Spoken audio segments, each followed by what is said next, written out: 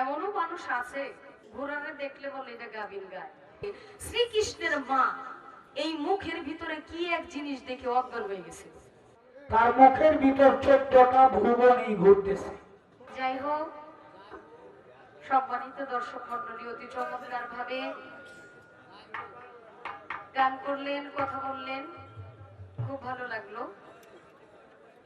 আসলে গাউইয়ার যেমন তেমন বুঝুয়া রইল ফাটাফাটি। এখন যেমনই গাই না কেমন বুঝবো কিভাবে, সেটাই হলো বড় বিষয়। কথা বললেন, আমার যা প্রশ্ন ছিল অত্যন্ত চমৎকার ভাবে তার জবাব করে আমাকে পুনরায় প্রশ্ন করলেন, জিজ্ঞাসা করলেন রাসূল পাক করিম সাল্লাল্লাহু আলাইহি ওয়াসাল্লামের জীবনী থেকে। অবশ্যই দলিল মোতাবেক ওনার প্রশ্নের জবাব দেওয়ার চেষ্টা করব। কথা বললেন, বিশাল সুন্দর একটা প্রাইজ দিলেন, একটা চোর দিয়া একেবারে সিটাগান। বাবারে, এমনও মানুষ আছে ঘোড়ারে দেখলে বলে এটা গাভীর গায়, তাই না?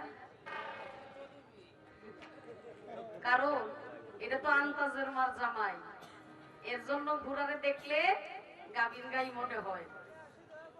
তো বিশেষ করে কিচ্ছা করে হবে, আমাদের মুরব্বী চাচারা কিচ্ছা তেমন বেশি পছন্দ করে না, ভাবে বোঝা যায়। কিন্তু কিচ্ছা না বললে আবার হয়ও না। তার আগে প্রথম একটু জীবনী হয়ে যাবে, যেহেতু রাসূল পাকের জীবনী, এখান থেকে হাদিস থেকে কিছু কথা হবে, তারপরে একটু আনন্দ দেওয়ার জন্য ছোটখাটো একটা কিচ্ছা হয়ে যাবে। প্রশ্ন করলেন কি, প্রশ্নের জবাবটা দিয়ে ফেলি, কারণ বিষয়টা আমার তো আমার প্রশ্ন করতে হবে, এর জন্য আগে ঋণ পরিশোধ করে ফেলতেছি। কারণ 10 টাকা ঋণ থাকা মানে 5 লক্ষ টাকা ঘরে আয় থাকার চাইতে 10 টাকা ঋণ পরিশোধ করা ভালো। এটা হাদিসের কথা, আমার কথা না। যেহেতু প্রশ্ন করছেন, এটা এক ধরনের কি বলবো, বললেন আমার রাসূল পাক দুনিয়াতে যখন জন্ম মানে আবির্ভাব হলো, আবির্ভাব যখন হলো আমার রাসূল করিমের সাল্লাল্লাহু আলাইহি ওয়াসাল্লামের, রাত আর দিন তারা ঝগড়া শুরু করে দিল। কেন? রাত বলল আমার কাছে আমার সময় আসবে, রাতে আসবে। দিন বলল কখনোই না, দিনে আসবে। এমন একটা সময় আসলেন, কোরআনের মধ্যে তার দলিল আছে, এই সময়টার মধ্যে আসাতে দিনও রাগ করতে পারে নাই, রাতও রাগ করতে পারে নাই। 570 খ্রিস্টাব্দে 9ই আগস্ট 12ই রবিউল আউয়াল সোমবার দিন সুবে সাদিক, সকালও না মানে দিনও না রাতও না, সুবে সাদিকের সময় আমার রাসূল পাক এই দুনিয়াতে আবির্ভাব করলেন। মা আমিনার কুল জুড়ে একটা চাঁদের আলো আসলেন। আশা করি দলিল মোতাবেক ছোট করে জবাব দিলাম। এবং আপনি বললেন আমার রাসূল করিম সাল্লাল্লাহু আলাইহি ওয়াসাল্লামকে দেখার সঙ্গে সঙ্গে মানুষ ভাবতো এটা নিশ্চিত বিশ্বনবী। কেন ভাবতেন জানেন? একটা মন্দিরের ঠাকুর ছিল যার নাম ছিল বহিরা পাদ্রী। সেই বহিরা পাদ্রী আগেই তাওরাত জবুর ইনজিলের মধ্যে খবর পেয়ে গেছিলেন আমার রাসূল দুনিয়াতে আসবেন, আগমন করবেন। আমার রাসূলের বাবা আমার রাসূলকে মায়ের গর্ভে রেখে আমার রাসূল জন্ম নেওয়ার 5 মাস আগে দুনিয়া থেকে চলে যায়। চলে যাওয়ার পর মা আমিনা ধারাবাহিক কুরাইশ বংশে জন্মগ্রহণ করার পর যারা সম্ভ্রান্ত পরিবারে জন্মগ্রহণ করত তাদেরকে আলাদা আরেকটা গোত্রের মধ্যে রেখে আরবি ভাষা শেখানো হইতো নিজের ভাষাদের জন্য। বাবারা কষ্ট লাগে আপনাদের? যখন বনি সাইদ পুত্রের মা হালিমার কাছে যখন আমার রাসূলকে দিলেন, আমার রাসূল শিশু 6 বছর পর্যন্ত মা হালিমা তাকে লালন পালন করে মা আমিনার কাছে দিলেন। মা আমিনার কাছে দেওয়ার পর, মা আমিনার কাছে আসার পর বাবা আব্দুল্লাহ রওজা, বাবা যে মারা গেছে, বাবা যে দুনিয়া থেকে চলে গেছে, ইন্তেকাল করেছে, তার জন্য মা আমিনা তাকে নিয়ে গেলেন সেই শাম শহরে। সেখানে নেওয়ার পর বাবা রোজা জিয়ারত করে আসার পথে আবহাওয়া নামক স্থানে মা আমিনাও ইন্তেকাল করলেন। ইন্তেকাল করার পর আমার রাসূল সহায় হয়ে গেলেন। দাদা আব্দুল্লাহ এবং চাচা আবু তালিবের কাছে আমার রাসূল বড় হইলেন, লালন পালন করলেন। এই আবু তালিব যখন বাণিজ্য করতে যায় তখন আমার রাসূল পিছন পিছন যায় আর বলে, চাচা আমাকে রাইখা যাবেন, চাচা আমাকে কার কাছে রাইখা যাবেন? আমার আব্বা আম্মা কেউ নাই, আমাকে আপনার সঙ্গে নিয়ে যান। তখন এই আবু তালিব যখন আমার রাসূলকে নিয়ে বাণিজ্য করতে যায়, সেই বহিরা পাদ্রীর যে মন্দির, সেখানে যাওয়ার পর বহিরা পাদ্রী মন্দিরের ছাদের উপরে উঠা দেখে আকাশ দিয়ে একটা মেঘের ছায়া একটা কাফেলাকে দিয়ে দিয়ে আসতেছে। যখন এই কাফেলাকে ছায়া দিয়ে আসতেছে মেঘের ছায়া, তখন সেই বহিরা পাদ্রী সেই কিতাব খুলে দেখলেন যে বিশ্ব নবী, যাকে সৃষ্টি না করলে আমার আল্লাহ পাক কোনো কিছু সৃষ্টি করতো না, সেই নবী নিশ্চিত এখানে আছে। এর জন্য ওই যে আকাশের মেঘ, এই মেঘ ছায়া দিয়ে দিয়া আমার রাসূলকে আসতেছে। তখন সেই কাফেলাকে দাওয়াত করলো, আবু তালিবের আন্ডারে যে কাফেলা আসছে, এই কাফেলা আমাদের এই মন্দিরে আজকে খাওয়া দাওয়া করবে। মন্দিরে সকলেই আসলো, আমার রাসূলকে রাইখা গেলেন সেই কাফেলার মধ্যে পাহারাদার হিসাবে। বললেন, বাবা তুমি থাকো, আমাদের অনেক জিনিসপত্র আছে, এগুলা তুমি দেখবা, এগুলা দেখলে একটা নিরাপদে থাকবে। তখন বহিরা পাদ্রী ছাদের উপরে যায় দেখলেন ঘরের মধ্যে সবাই আসছে, কিন্তু মেঘের ছায়াটা আসে নাই। আসে নাই বিধায় ওই বহিরা পাদ্রী আবু তালিবকে জিজ্ঞাসা করলেন, আপনাদের কাফেলার সবাই কি আসছে? কই আসছে, কেউ বাকি নাই তো? কই আমার একটা ভাতিজা আছে, সে বাকি। ওই ভাতিজাকে আনেন, ওই ভাতিজার জন্যই তো এত আয়োজন। যখন ওই ভাতিজাকে নিয়ে আসলেন, আমার রাসূলকে নিয়ে আসলেন, রাসূলকে নিয়ে আসার পর ওই মেঘের ছায়া আমার রাসূলের সঙ্গে সঙ্গে আসলেন। সুবহানাল্লাহ বলবেন না? সুবহানাল্লাহ। এই মেঘের ছায়া যখন আসলেন, তখন ওই বহিরা পাদ্রী সেই দলিল খুলে কিতাব খুলে দেখলেন, ওই কিতাবের মধ্যে যে বর্ণনা মোহরে নবুয়ত, আমার রাসূল পাকের পিঠ মোবারকের মধ্যে সেই মোহরে নবুয়ত। তখন আবু তালিবকে বললেন, আপনার ব্যবসা করার জন্য অন্য শহরে যাইতে হবে না, এখানেই তাড়াতাড়ি ব্যবসা শেষ করে আপনার ভাতিজাকে বাড়িতে নিয়ে যান। আপনার ভাতিজাকে কাফেররা, বেদীনরা, ইহুদিরা মেরে ফেলবে, কারণ সে বিশ্বের নবী। এই যে মোহরে নবুয়ত, এই মোহরে নবুয়তের গুণে আমার রাসূলকে, এবং আমার রাসূল যখন হাঁটতেন যে একটা নম্র ভাবে চলাফেরা করতেন, আমার রাসূল এতটুকুই বলিষ্ঠ ছিলেন, এই হাত মোবারক গুলো হাঁটুর নিচে থাকতেন। এর জন্য আমার রাসূলকে দেখলেই বুঝতেন এটা নিশ্চিত বিশ্ব নবী সাল্লাল্লাহু আলাইহি ওয়াসাল্লাম। আশা করি দলিল মোতাবেক আপনি জবাব দিতে পারলাম। এই যে মা হালিমার কাছ থেকে যখন নিজের মায়ের কাছে আসলো, মাকে বলল, বাবা, মা আমাকে আমার বাবার কাছে নিয়ে যান, আমি আমার বাবাকে দেখতে চাই, আমার বাবার সাথে সাক্ষাৎ করতে চাই। সেই জায়গা থেকে আমি, যেহেতু শিশুকাল থেকে আপনি প্রশ্ন করেছেন, সেই জায়গা থেকে আমি আমার পালা গানের একটি গান রাখতে চাই। মাকে সঙ্গে করি শহরে গেলেন পিতাকে দেখিবা, দয়াল নবী আমার কান্দে যারে যা, দয়াল নবী,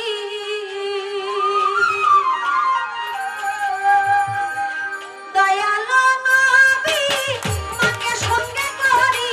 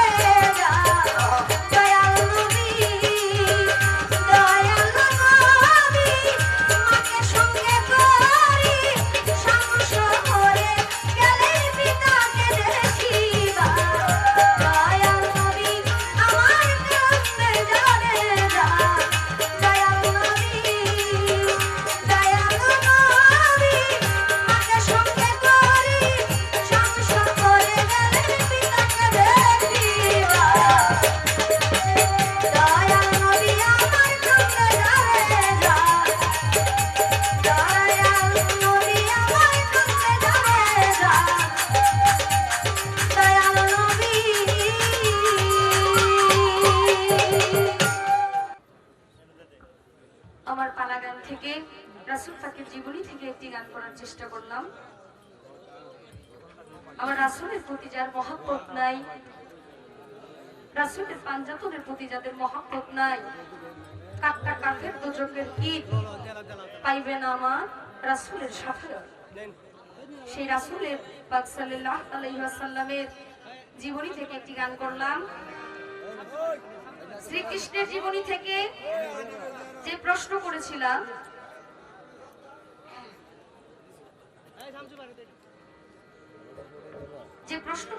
আমি অত্যন্ত চমৎকার ভাবে প্রশ্নের জবাব দিয়ে আমাকে প্রশ্ন করেছে, আমি দলিল মোতাবেক পবিত্র কোরআন থেকে হাদিস থেকে প্রমাণ দেওয়ার চেষ্টা করেছি এবং শ্রীকৃষ্ণের জীবনী থেকে আমি আমার বাজানকে একটি কথা জিজ্ঞাসা করব।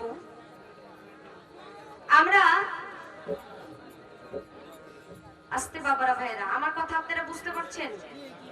আচ্ছা, ছোট বাচ্চা যখন খেলাধুলা করে, মারামারি করে, কোনো কিছু এলোমেলো জিনিস অনেক সময় রাস্তায় পড়ে থাকে, ধুলাবালি, এই ময়লা আবর্জনা, কাগজ মুখে দিয়ে ফেলে না বাবারা, দেয় না? আপনাদের তো এখানে অনেকেই ছোট ভাই আছে, বিয়ে শাদী করে নেয়, অনেকের বাচ্চা আছে, এখানে মুরব্বীরা আছে, আমার দাদার বয়সী বাচ্চারা কিন্তু এরকম দুষ্টামি করে, কাগজ টাগজ খায় ফেলে না। তো শ্রীকৃষ্ণ একদিন ছোট সময় শিশু বয়সে মাটি খাইয়া ফেলছিল। মাটি খাওয়ার পরে তার মা দৌড়ায় যায়, মুখের মধ্যে চাপ দিয়ে মাটিটা বাহির করার চেষ্টা করছে। যখন বলছে, দেখতো বাবা মুখটা খুলো, বাবা মুখটা খুলো, মুখটা যখন খুলছিল, হা করছিল, হা করার সঙ্গে সঙ্গে শ্রীকৃষ্ণের মা এই মুখের ভিতরে কি এক জিনিস দেখে অজ্ঞান হয়ে গেছে। আমার সন্তান আমি জন্ম দিলাম, সে মাটি খাইছে, তার মুখ দেখা মুখের ভিতরে কি আছে সেটা দেখা মা কি অজ্ঞান হইতে পারে? কখনোই না। আমার জানার বিষয় থাকবে, বাবা শ্রীকৃষ্ণ এত ছোট থাকা সত্ত্বেও সে মাটি খাইলো, আর সে হা করার পরে তার মা এমন কি ভয়াবহ জিনিস দেখা একদম অজ্ঞান হয়ে গেছে। আপনি এই বিষয়টা একটু সুন্দরভাবে আমাদেরকে বোঝাবেন। এখানে অনেক দর্শক শ্রোতা আছে, সনাতন ধর্মে অনেকে আছে। আমি চাই ওনার জীবনী থেকে সহি শুদ্ধভাবে এই বিষয়টা আপনি একটু আলোচনা করবেন। আশা রাখছি ছোট্ট করে একটা প্রশ্নই রাখবো, আর বেশি প্রশ্ন রাখবো না, রাত্র অধিক হয়ে গেছে। আপনি একটা গান করলেন, যে একটা করে পালার গান হবে আর একটা করে বিচ্ছেদ গান হবে। বিচ্ছেদ তো সাথেই নিয়ে আসছি বাবা রে, একবার চিন্তা করে দেখেন না বিচ্ছেদটা কই শুরু হয়েছে। বিচ্ছেদ এমন একটা বিষয়, বিচ্ছেদ এমনই একটা জিনিস যে জিনিসটা খুঁজলে ঘর ভারী আর ভালো লাগবে না। কারণ বিচ্ছেদ যদি মূলের ঘরে চিন্তা করেন, তাহলে এই যে গান করলেন, জীবন মানেই যন্ত্রণা, বেঁচে থাকতে বোধ হয় শেষ হবে না, পাঠালেন যে নিয়তি তার কাছে এই মিনতি, এই জীবন আর আমি চাই না। এখানে ভালো কথা, জীবন মানেই যন্ত্রণা। আবার এটাও মনে রাখতে হবে, জীবন মানেই যুদ্ধ করে চলা। যে ব্যক্তি জীবনকে নিয়ে যুদ্ধ করতে পারছে সেই তো জয়। হার মানলে তো হবে না বাবা, হার মানা যাবে না। হার মানলে তো পুরুষ হইতে পারবেন না, তাইলে তো নারী হয়েই বাঁচতে হবে। হার মানবেন না বাবা, হার মানা যাবে না, কারণ হার তো নারীরা মানবে। আপনি পুরুষ হয়ে যদি নারীর ভূমিকা নিয়ে ফেলেন তাইলে কি হবে? আমি আমার কাঁদবো, আমার বুক চিরিয়া সবকিছু দেওয়ার পর আমাকে ধমক দেয়। আমি আমার সবকিছু দেওয়ার পরও বন্ধুর মন পাই না, কান্না তো নারীর জন্য। আচ্ছা ঠিক আছে, যেহেতু জীবন মানে যন্ত্রণা, অনেক কিছু বললেন, আমার বন্ধুকে পাবার আশে খালি আমি আহাজারি করি, আহাজারি ছাড়া আমার আর কিছু নাই। আব্দুল করিম সাহেবের একটি গান করছি, যদি বন্ধুকে পাওয়া যায়, 16 আনা সবকিছু দিলাম, এখন বন্ধু আমার হয়ে গেলে আমি খুশি, আমার আর কিছু বাজার নেই। বন্ধুরে কই পাবো সখী গো, ও সখী আমার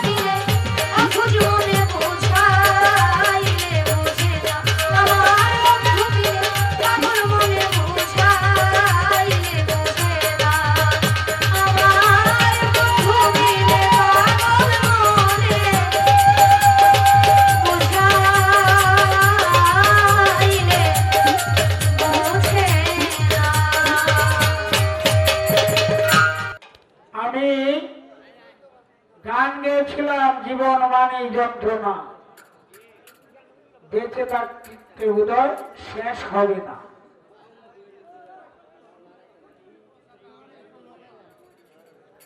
আমার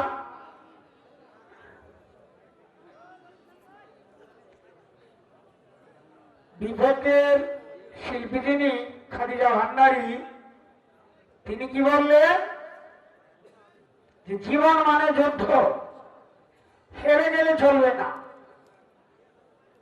বিষয়টা হলো জীবন মানে যন্ত্রণা, বেঁচে থাকতে বোধহয় শেষ হবে না, এটা হেরে যাওয়ার কথা না। যন্ত্রণা এক জিনিস আর হেরে যাওয়াটা আরেক জিনিস। যুদ্ধটাও তো যন্ত্রণার মধ্যেই। হ্যাঁ হ্যাঁ, এই যে আনসার কথা বলছো, বুড়া হইলে যন্ত্রণা থাকে, জন হইলে যন্ত্রণা থাকবো, যন্ত্রণার কাজ করলে। তো জীবন মানেই যন্ত্রণা, হার জিত। জীবন যদি থাকে, জীবন মানেই ধ্বংসের স্তূপে পড়তেই হবে। কুল্লু নাফসিন যায়কাতুল মউত, এই জায়গায় তোমার যাইতেই হবে, এখানে ধরা খাইতেই হবে। তো জীবন মানে যন্ত্রণা, হেরে যাওয়ার কথা না। জীবন নারী আর পুরুষ নাই, যারই আছে তার যন্ত্রণা আছে, ভালো মন্দ আছে। এই যে কইলা সাথে সাথে প্রেম করিলাম গো, তোমরা তো সাথে সাথেই করো, তোমরা যেটা করো সাথে সাথেই করো। আর জীবন মানে যন্ত্রণা, এটা আরেক জিনিস। যাক, এইবার আমার কাছে প্রশ্ন রাখলে তো সেই প্রশ্ন অনুসারে একটি গান করি। কৃষ্ণ একদিন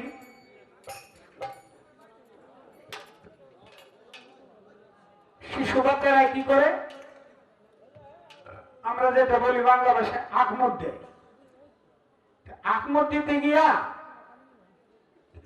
এই মাটি একটু মুখে দিছিল, মাটি মুখে দেওয়ার পর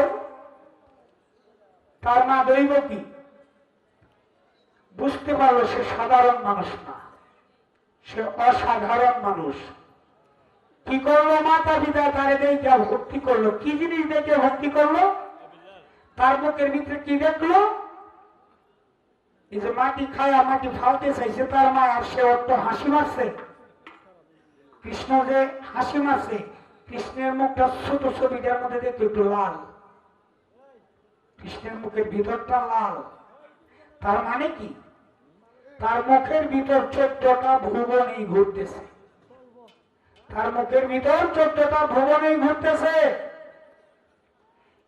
এই 30 মাস দেখিয়া তার মাতা এবং পিতায় তাকে ভক্তি করলো, বুঝতে পারলো যে এরা সাধারণ কোন মানুষ না, এরা অসাধারণ মানুষ। এর আগে একটা গান শুরু।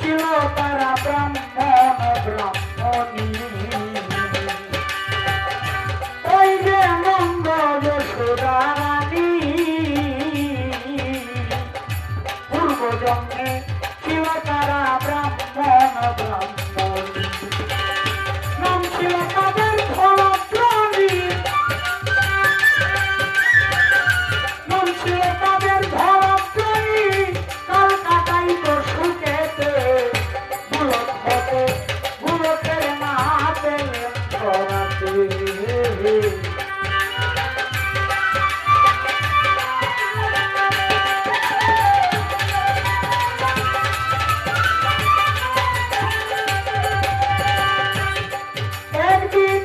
অতীত রূপে গেলেন নারায়ণ, ব্রাহ্মণীকে বললেন বিয়া করাইতে ভোজন।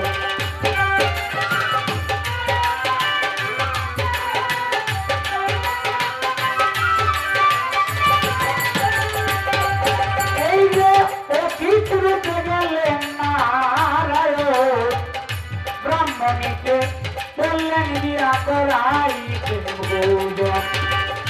যজমানে গিয়াছে ব্রাহ্মণ, যজমানে গিয়াছে ব্রাহ্মণ, কিছুই নাই তার ঘরেতে। বুলক হতে বুলকের না পেলেন ঘরেতে, বুলক হতে বুলকের না পেলেন ঘরেতে।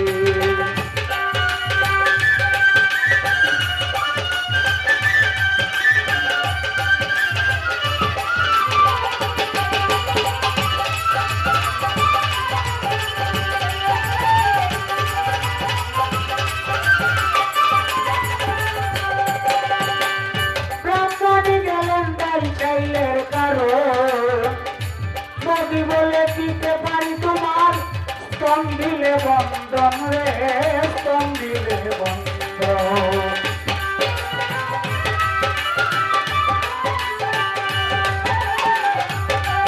এই যাও ঘরে। ব্রাহ্মণী গেলেন দাড়ি চাইলের কারণ, যদি বলে দিতে পারি স্তন দিলে বন্ধন রে, স্তন দিলে বন্ধন।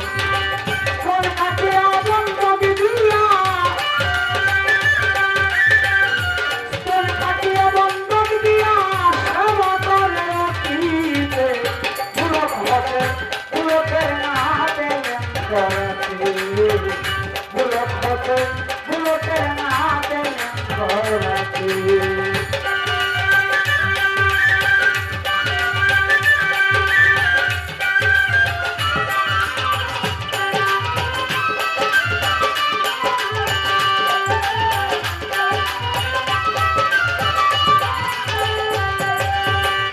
অন্তর্যামী অন্তরে জেনে খুশি হইয়া বর দিলেন প্রসন্ন মনে।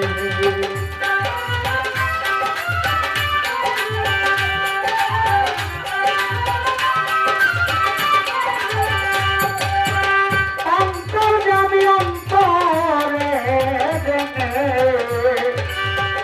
খুশি হইয়া বর দিলেন প্রসন্ন মনে। ওদিন সর্ববলে এই কারণে, সর্ববলে এই কারণে পাইল পুত্র রূপেতে। বুলক হতে বুলকের না পেলেন ঘরাতে, বুলক হতে বুলকের না পেলেন ঘরাতে। সহজে কেউ পায় না করে, সহজে কেউ পায় না করে, পাইলে হয় কাঁদিতে।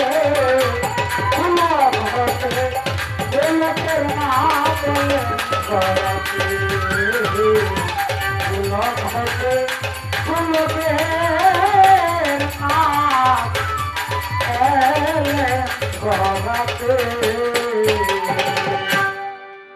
নন্দ যশোদা রানী পূর্বজন্মে ছিল তারা ব্রাহ্মণ ব্রাহ্মণী, নাম ছিল তাদের ধরাদ্রণী, খাল কাটাইতেন সুখেতে।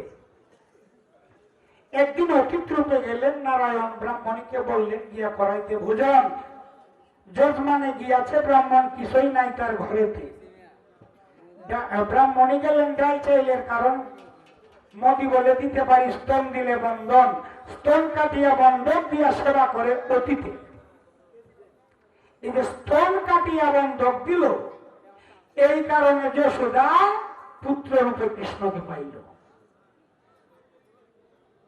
এই পুণ্যের ফলে আর কৃষ্ণকে মাটি মুখে দিয়া হাইসা দেওয়ার পরে মুখের ভিতর কি দেখলো, মাতা পিতা দেখলো ও এখানে একটা বিষয় রয়ে গেছে। কৃষ্ণ যখন আখমুখ দিয়া জায়গা তারে উত্তর করে বাঁধিয়ে রাখলো। উত্তর কল বুঝেন তো, গাইল, তারে গাইলের মধ্যে বাঁধিয়ে রাখলো। তারে গাইলের মধ্যে বাঁধিয়ে রাখলো, এটাকে বলা হয় উত্তর কল সংস্কৃত ভাষায়। এই উত্তর কল বাঁধিয়ে রাখলে উত্তর করলে একদিন ছুটছে, তখন তার কৃষ্ণের এক নাম লনি ছিল, চুরি করে লনি খায়। আর এটা মাটি মুখে দিল, মাটি মুখে দেওয়ার পরে দেখলো 14টা ভুবন তার মুখের ভিতর ঘুরতেছে।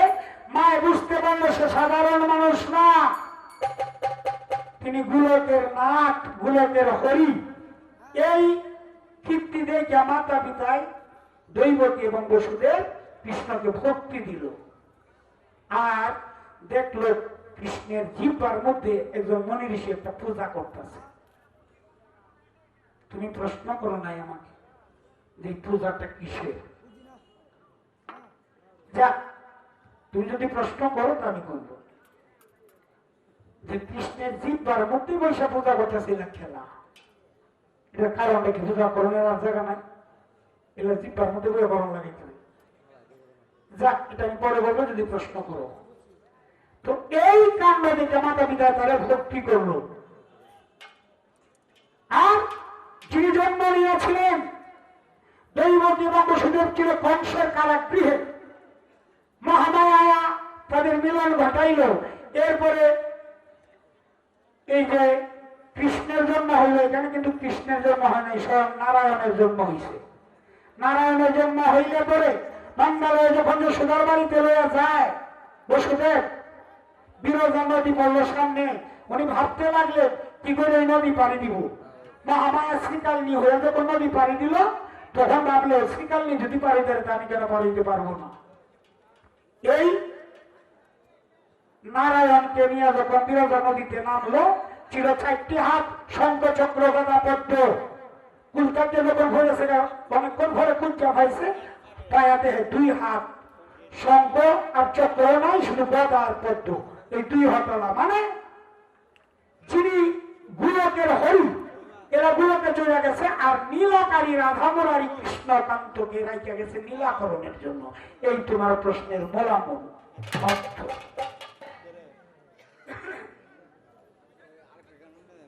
এই ছিল তোমার প্রশ্ন, উত্তর দিলাম।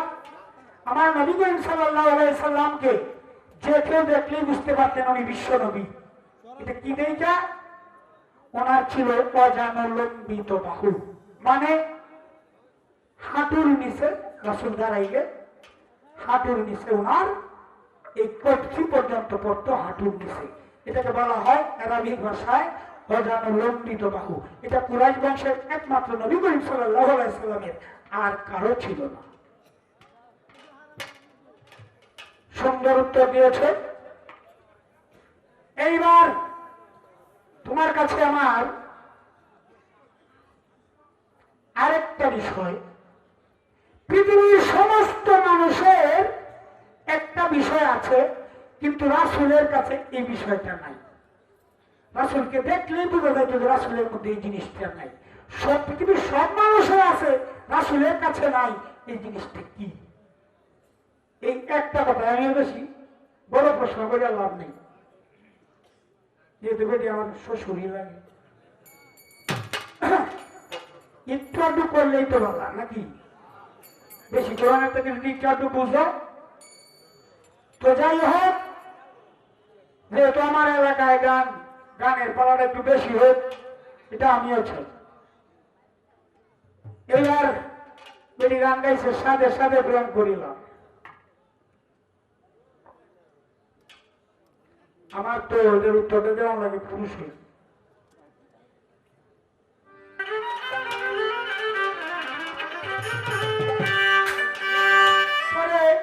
প্রথম যেদিন দেখাছি মনে আপন জেনেছি,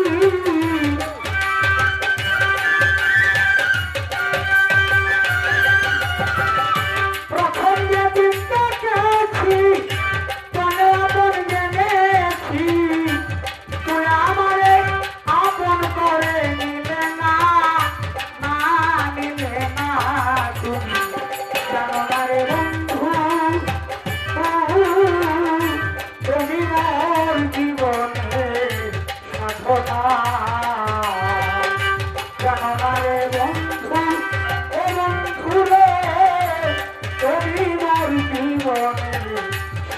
না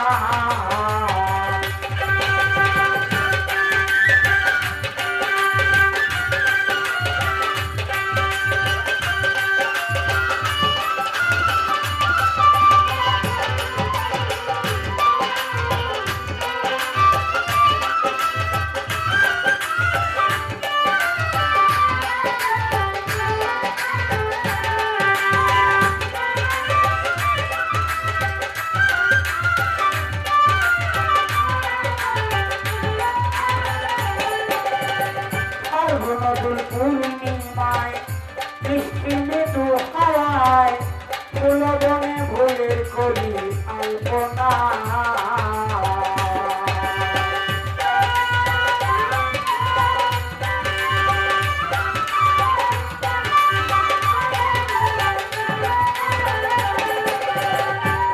নদুল পূর্ণিমায় বৃষ্টি মৃদু হাওয়ায় ফুলবনে ভুলের কলি প্রিয় শীত বাড়ির সাথে বন্ধুর মাধবী রাতে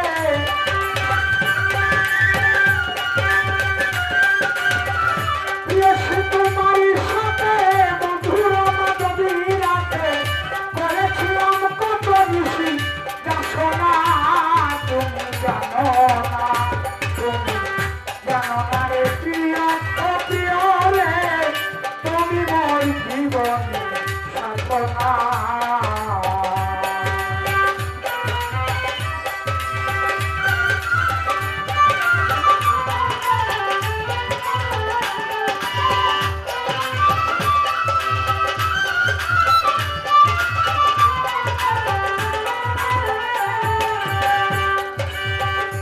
ওরে যেদিন তুমি ছাইরা গেলে সেরকম হৃদয়ে গেলে একদিন আমারে এসে দেখলে না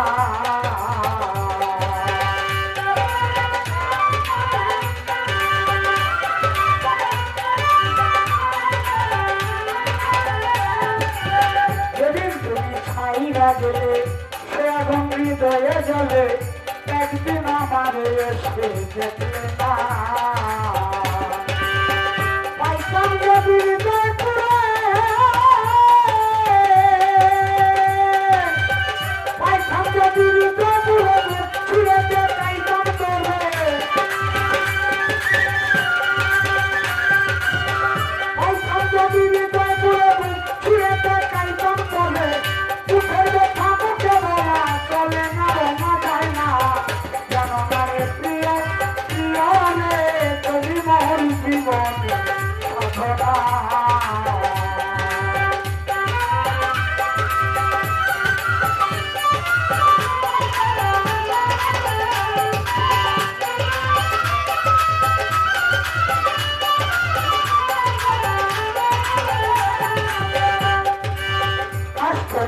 দাবানল পরে কত বন জঙ্গল আমার মন পুরা না বুঝি বাহানা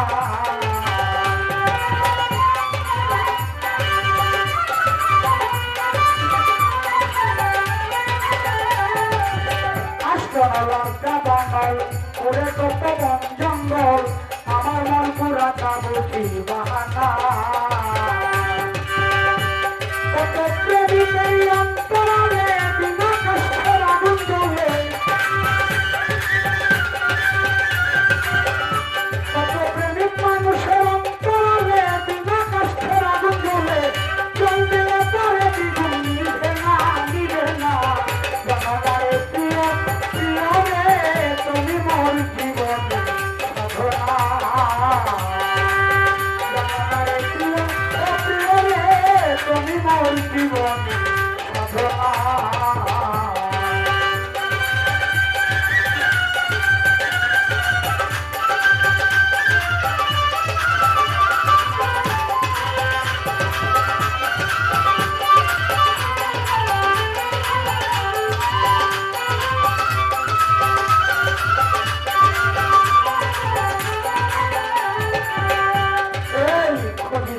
জননে সেটি অর্থের মরুভূমে কোথায় খোঁজে করে পাইলাম না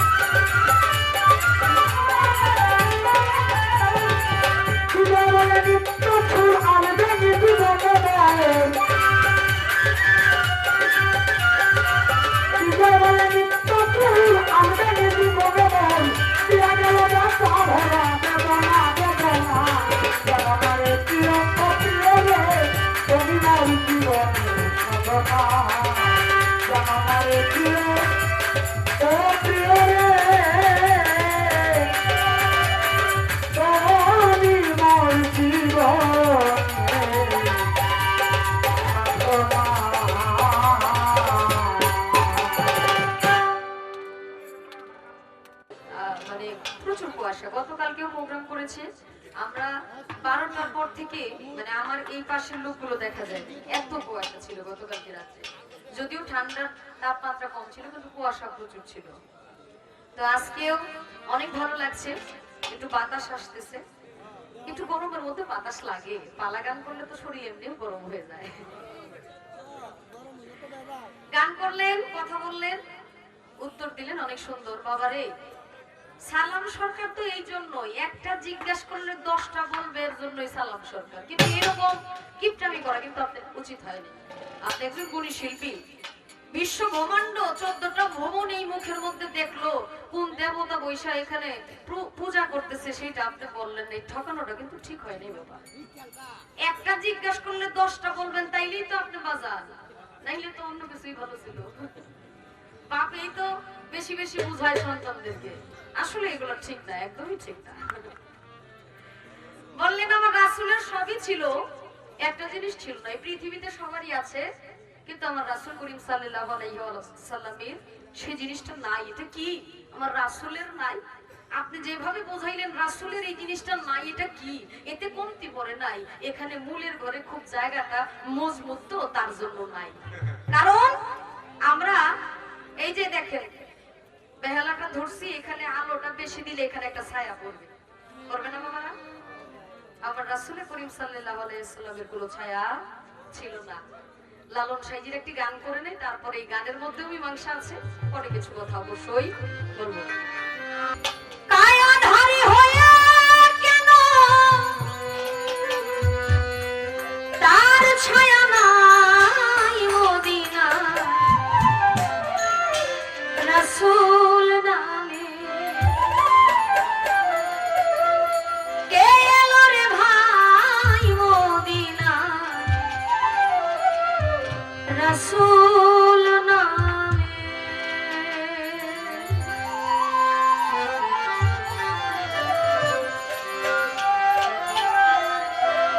কায়াধারী হয়ে কেন তার ছায়া নাই, কায়াধারী হয়ে কেন তার ছায়া নাই, রাসূল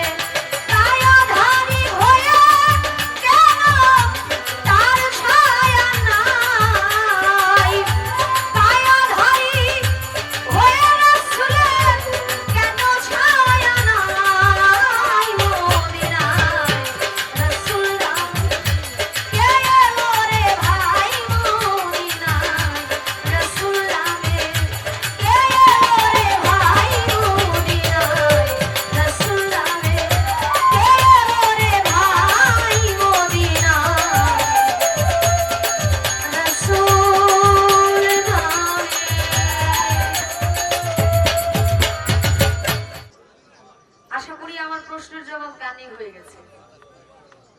এখন বিষয় হলো, গান করেছিলেন জীবন মানেই যন্ত্রণা, আমি বলেছিলাম জীবন মানেই যুদ্ধ। হ্যাঁ, যন্ত্রণা আর যুদ্ধ আরেক বিষয়। যন্ত্রণা হইলো কেউ জোর করে দিতেছে, আর যুদ্ধ হলো আমি ভালো থাকার জন্য, বেঁচে থাকার জন্য। বিষয় কিন্তু দুইটা দুই রকম। এখন গান করেছিলাম আমি কি, বন্ধুরে কই পাবো সখী গো সখী আমারে বলো না, আমার বন্ধু বিনে অবুঝ মনে বুঝাইলে বুঝে না, সাধে সাধে ঠেকসি ফান্দে গো তারে দিয়া শোনো। আমার বাজান কয় তোমরা তো প্রেম সাধে সাধেই দাও। বাজান রে, আপনি এখন যে গান করলেন, তুমি জানো না রে প্রিয়, তুমি মোর জীবনের সাধনা। আপনি যখন বলেন আমি আপনার সাধনা, তখন ইচ্ছা করে জোর করে প্রেম দিয়া লাগে। কারণ আপনি যে আমাকে সাধনা ভাবেন, আপনি যখন আমাকে সাধনা ভাববেন, তখন আমার প্রেম না থাকলেও জোর করে দিয়ে দিতে ইচ্ছা হয়। কারণ একজন ব্যক্তি যদি আমাকে সাধন ভজন করে, তাহলে আমি প্রেম দিতাম না, আমার মায়ও দিত। বিষয়টা কি, কারণ সে আমাকে ভালোবাসে মন প্রাণ দিয়ে।